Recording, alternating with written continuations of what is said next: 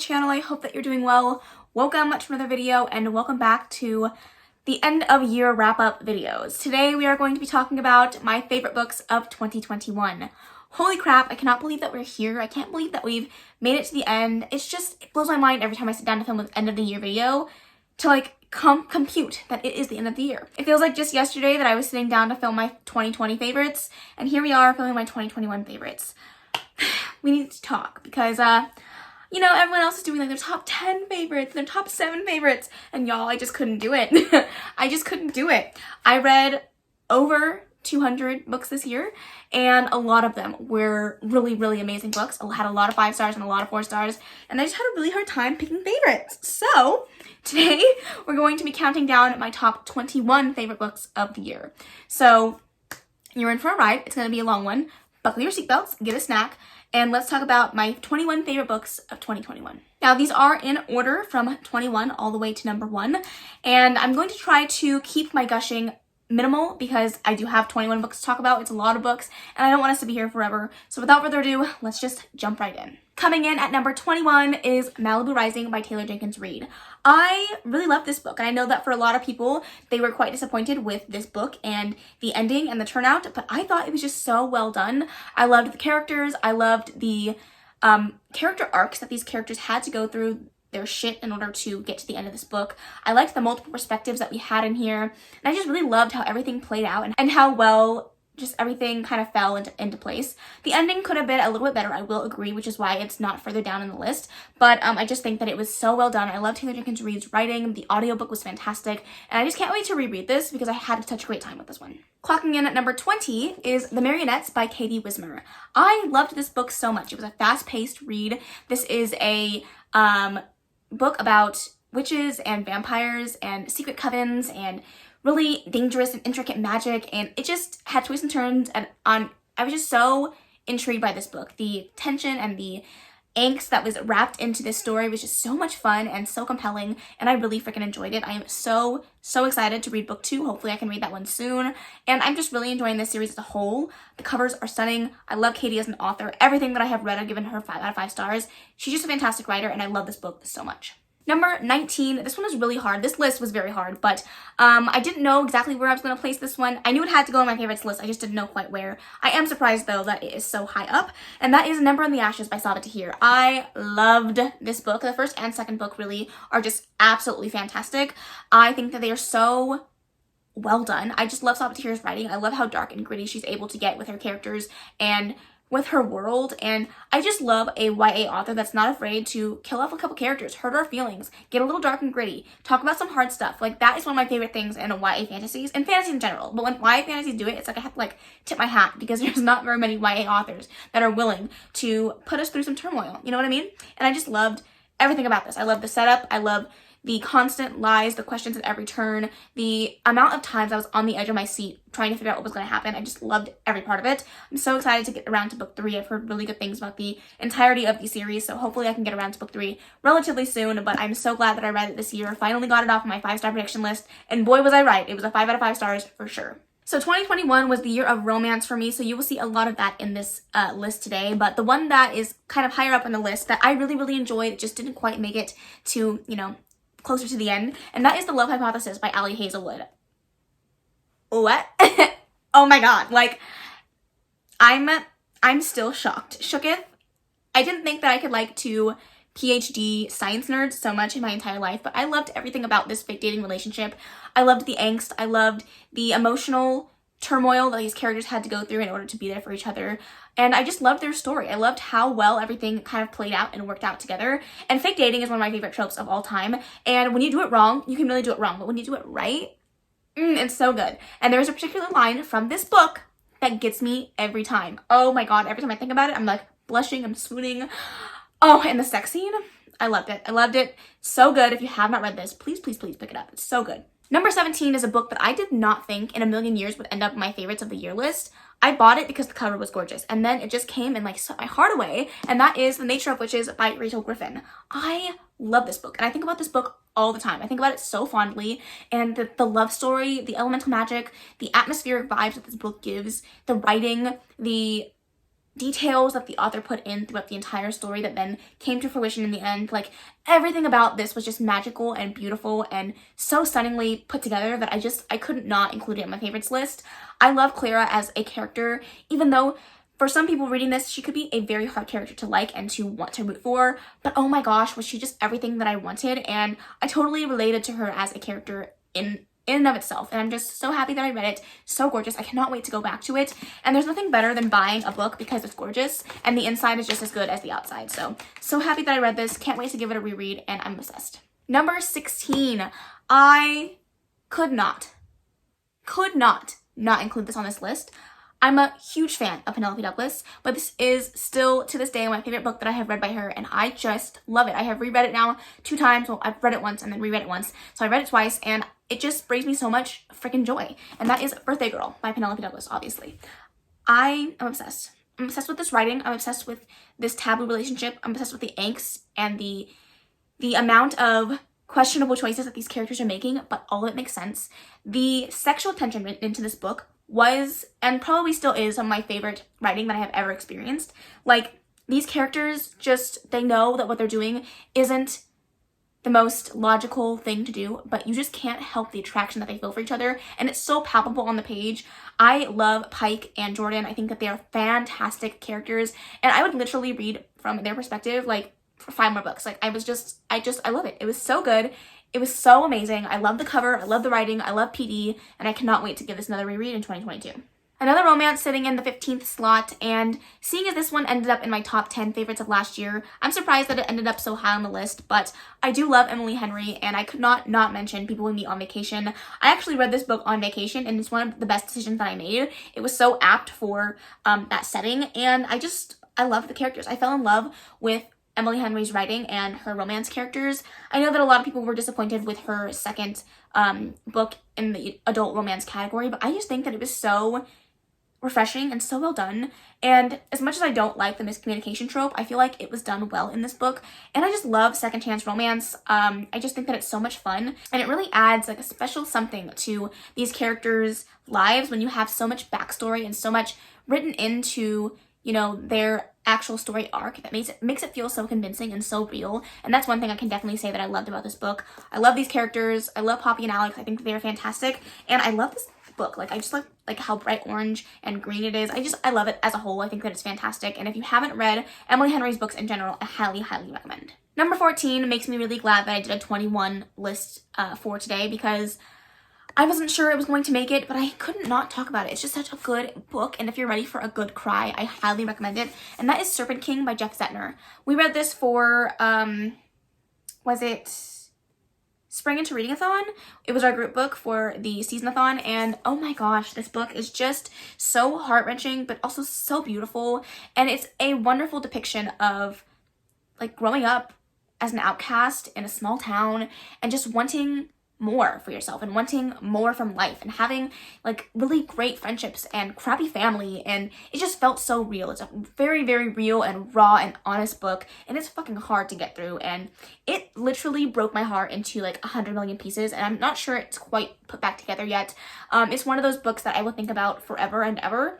I don't think about it as much, which is why it didn't end up in my top 10 favorites, but I will definitely say that I loved this book so much, and I'm so glad that Clint made us read this, because it's definitely something that I will look back on and reread sometime in the future. Sitting at number 13 is A Dark and Hollow Star by Ashley Shuttleworth. I really, really, really enjoyed this urban fantasy. I think it's I don't know if it's YA or adult. I can't really remember, but I just love this book so much. I think that it had so many things going for it. I love how much representation is packed into this book, and not in a way that's like, let me throw this into it, and let me throw this into it, and let me throw that into it. It was like very organic and real, and I liked how easy it felt to live in this world and be around these wonderful characters that had so much going for them.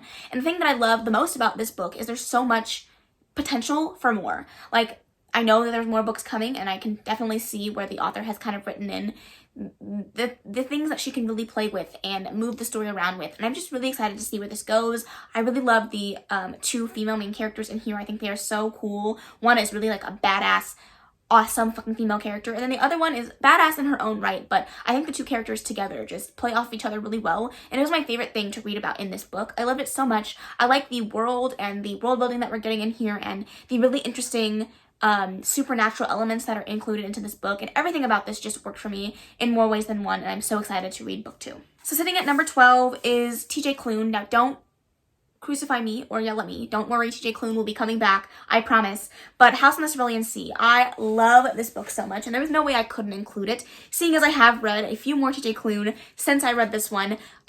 It's definitely not my favorite TJ Klune that I have read, but I can definitely say that it's a fantastic standalone fantasy that has so much going for it. This book is just so wholesome and sweet and cute and kind, and it's something that I feel like everybody should read. It really does give you a perspective on life, and it's a huge metaphor for how we treat people and what we assume people can or will be like just based off of the minimal amount of information that we know about them, or the lack of information that we know about people. And I love that. I love that how TJ Klune really wrote this as a way to start a conversation, but also just be a really fantastic freaking fantasy. It's literally middle grade for adult. It's a big cozy hug. Chauncey is like one of my favorite characters of all time. I love the male-male romance that goes on in here, and just all the fantastical aspects in here were written in so well, and I'm obsessed. I love it so much. Such a good book. We'll definitely read it, and I'm really excited for Under the Whispering Door. Clint loves Under the Whispering Door so much. It's his favorite TJ Klune to date, and he's read a lot of them, so I'm very, very excited to finally get around to rereading this and get around to reading Under the Whispering Door. My number 11 might surprise you, but because this author and this series was on last year's top 10 favorites, I feel like I could put it at number 11 and still feel good about my decision, and that is Heartstopper Volume 4 by Alice Oseman. I have read a ton of fantastic books this year, which is why I said this list was so hard, and as much as I love this series, and as much as I love this book, the fourth one is actually my favorite book in the series, I just read so many other really, really good books that I just couldn't put it in my top 10, unfortunately, but I think it was fantastic. I love how much Alice Oseman delved into some harder topics in Volume 4, including eating disorders, mental health, and self-harm. Those can be very triggering for some of you reading that, so if you are triggered by that, definitely go in with some caution, but I loved this graphic novel so much. But on top of all of that, you get some really awesome, cute scenes between Charlie and Nick and their friends, and I'm really sad that this series is coming to an end with Volume 5 next year. I'm hoping that it gives me the conclusion that I need, so I won't feel like I'm missing out on a portion of my life that I won't be able to get back, but I love these characters so much, and the impact that they left on my life is exorbitant. I love it so much, and I'm sorry that I couldn't put you in the top 10, but I love you, so if you haven't read this series, highly recommend it. Please pick it up. Okay, we're sitting at my top 10 now, and oh my gosh, am I excited to talk about these books. Top 10, here we go. Number 10, Middle Game by Shauna Maguire. I was shocked, absolutely befuddled by loving this book so much. I was going to unhaul this. Like, I didn't even want to read it, and it ended up in my favorites of the year list. Like, are you kidding me? This is one of the most convoluted, confusing, genius books I have ever read in my entire life. There's only like one or two other authors that I have read that have made me feel this way, and Shauna Maguire is definitely a master of it. This is definitely one of those books that I feel like you really have to go into it knowing that you're not going to know much until you get to the end, and that's okay. And usually I wouldn't like books like that, but this just really worked for me. I love the characters, even though their names are Roger and Dodger. That's not my favorite, but I will definitely say that the quirkiness of the wordplay and the nameplay worked so well in this book that just made it feel right, and like it worked and like it was meant to be. And I love that so much. I really love the concept of time and the inclusion of like the supernatural entity that they're trying to accomplish with these characters. And I just really loved it. All of it. It's amazing. I can't stop gushing about this. I probably will never stop gushing about this. I need to do a reread and tab the hell out of this because there's so many fantastic quotes in here, so many wonderful lessons in here, so many metaphors in here, and it's so good. So please, if you have been sitting on this book on your TBR, not figuring out whether or not you want to read it or not, this is your push. Read it. It's so good. Getting back to romance, sitting at number 9 is Act Your Age, Eve Brown by Talia Hibbert. This is my Illumicrate special edition. I would put the entire series on this list, except for I read books 1 and 2 last year, and those were included in my favorites of last year, so I, of course, had to add Act Your Age, Eve Brown into this list. This was a fantastic conclusion to the Brown Sisters trilogy. I love these characters so much, and Talia Hibbert has a wonderful way of writing these characters specifically that just feel so palpable, and the sexual tension and the representation and everything about this is just so fun. I love Eve as a character especially. I think that she is, of the 3 characters, the most willing to step outside of her comfort zone and see the world through a different light. Even though in the beginning of the book she's very jaded and she has a lot she needs to work through, she just has so much fun personality and so much spunk to her that just makes her such a fun character to follow. And I really like Jacob as a character as well, even though at the beginning of the book you find it kind of hard to like him. But once you get to know his personality and the things that make him tick, it just was so wonderful to see them fall in love and have such a wonderful, well-rounded story. I also love that all the other characters were included in this book as well, which made it feel like as the story was coming to an end, like I got everything that I needed. So I love this book so much. I'm so glad that I read it. So glad that I own the special editions. These are signed and personalized, so I'm just like, I'm dying. Well, not personalized to me, but there's like little quotes in there. And I'm just obsessed with these. So definitely recommend this series. It's definitely one of my favorite contemporary romance series of all time. Sitting at number 8, oh my gosh, this book blew me out of the water, and I should not be surprised because I have rated every book by this author a pretty high rating, and that is, of course, The Seven Husbands of Evelyn Hugo by Taylor Jenkins Reid.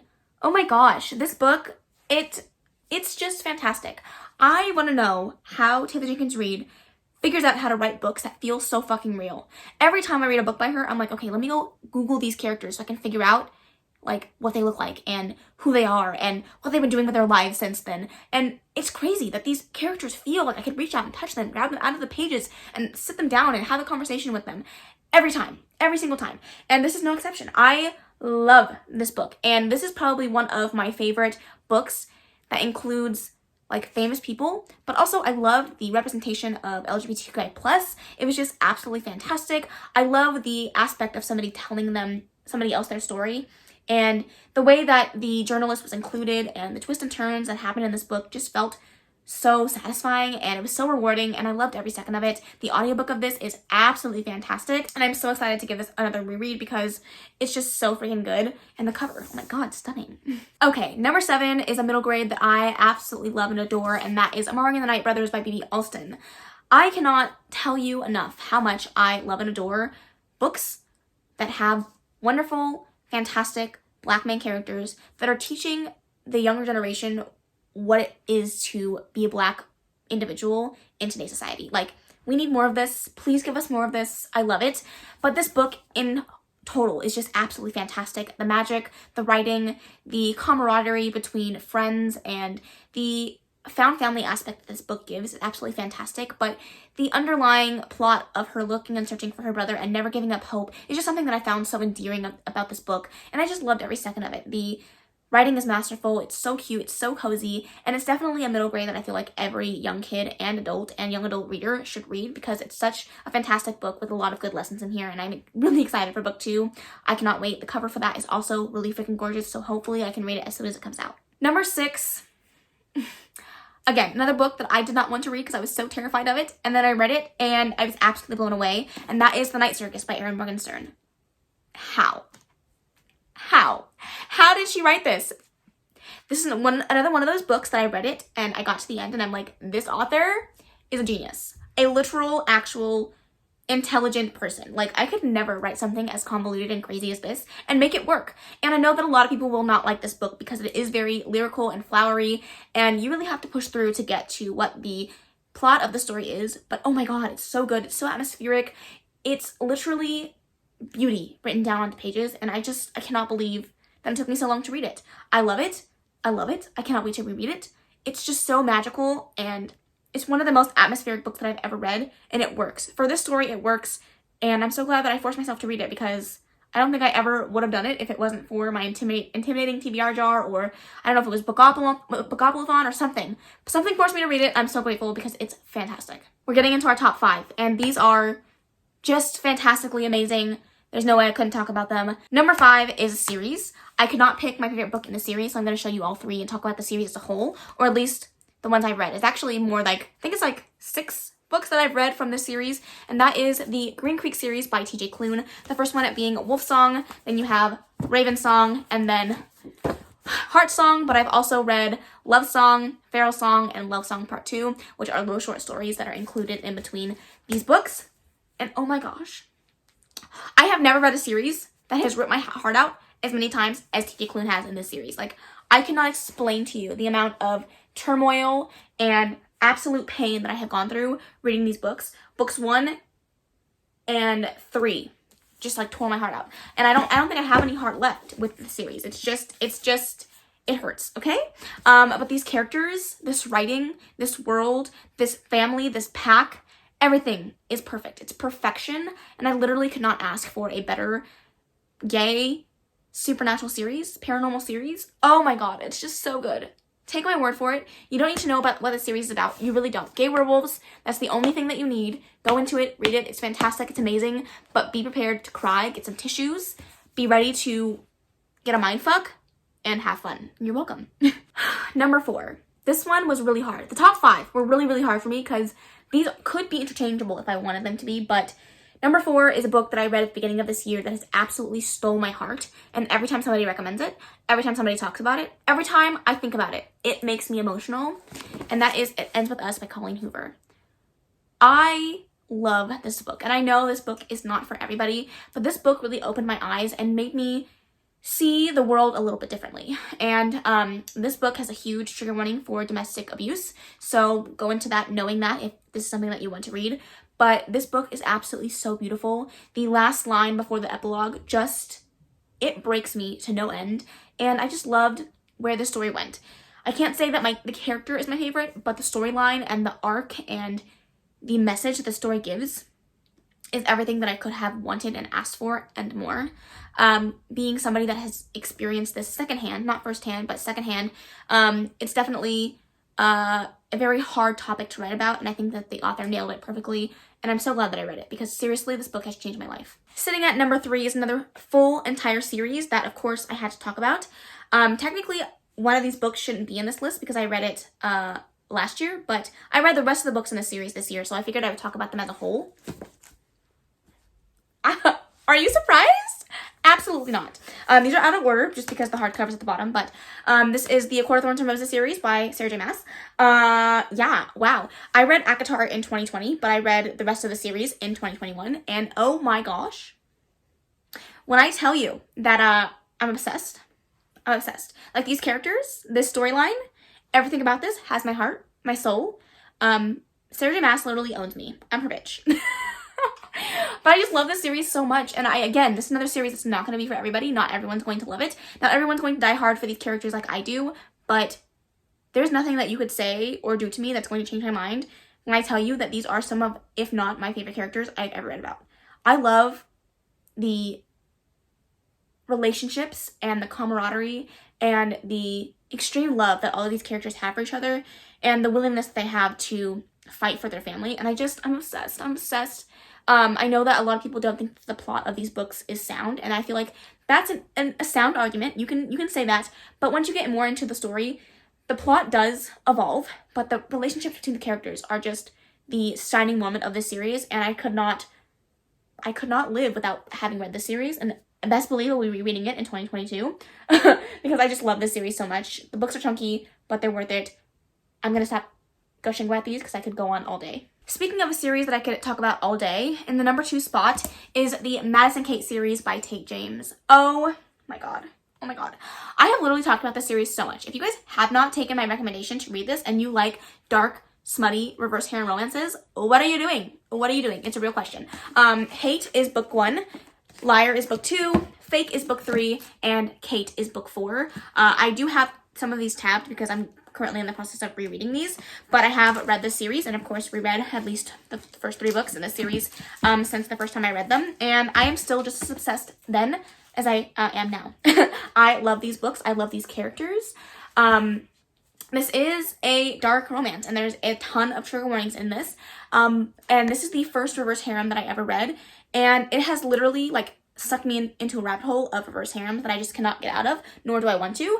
But Madison Kate is a badass bitch, and I think that I would marry her if she were a real person because I just think that she's fantastic as a character. I love her. She does stupid things, she makes stupid decisions, and sometimes I want to strangle her, but I also love her to freaking bits. She's hilarious, she's feisty, she has a backbone, she doesn't let people walk all over her. She's just a freaking joy to watch on the page. And then you have Archer, Cody, and Steele, and oh my god, I love them so much. They are so hot, they are so sexy, but they are also die hard for Madison Kate. Like, they will do whatever it takes to keep her safe and loved, and it just everything about this works. I will say that if you're going to read these, be prepared for cliffhangers and be prepared to be on a wild ride. There's a lot of twists and turns, a lot of backstabbing, lies, and deceit, but it's so good. It's so worth it. Oh my gosh, I love it. I will be doing a reread of this again for the third time next year once I finish with Kate, best believe, but I'm excited for it and you should be too.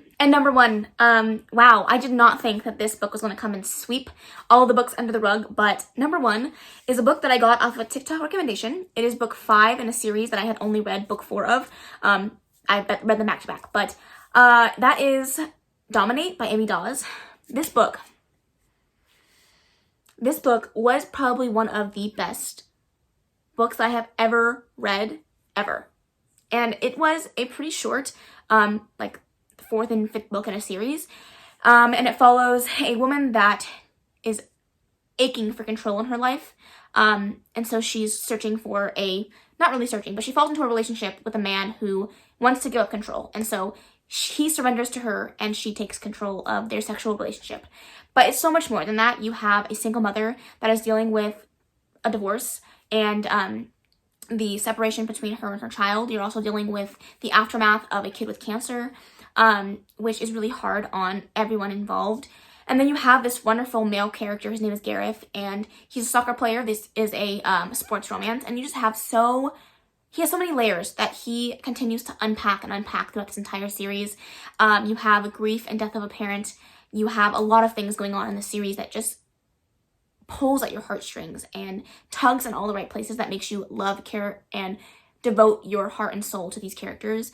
And I kid you not, I was laying in bed at 2 o'clock in the morning sobbing over this book. Sobbing.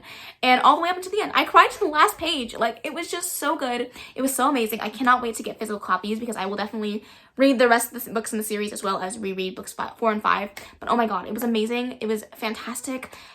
Everything about this book is a masterpiece. And I kid you not, I have thought about it every single day since I read it. And it's just so good. It's so good. It's so good. I did not expect it to be my favorite book of the year, but when I was sitting down to make this list, I just couldn't not put it as number 1 because it's just so amazing. The emotional, sexual, surface level, everything about it was perfect. And it was just balanced really well, and it was hot and steamy and sexy, and it was everything that I could have wanted and more. So that is my number 1. That is my 21 books that I have read in 2021 that I loved and adored. I was going to talk about my most surprising books of the year, but I don't think that this needs to be said anymore. If I keep talking, you guys will be tired of seeing my face. So that's going to be the end of this video. I would love to know if you have read any of the books I talked about below and what you thought of them. I would also love to know your favorite books of 2021. Please feel free to drop that in the comments so I can check out all of your guys' favorites and hopefully get some more books to add to my TBR. Not that it needs to grow anymore. And if you made it to the end of this video, leave a fireworks emoji, or like, not a fireworks, but one of those popper emojis, a celebration emoji, because when I'm posting this, it is New Year's Eve. So I hope you guys have a safe and wonderful New Year's Eve. Happy New Year. And I will see you guys all at the beginning of the year, 2022.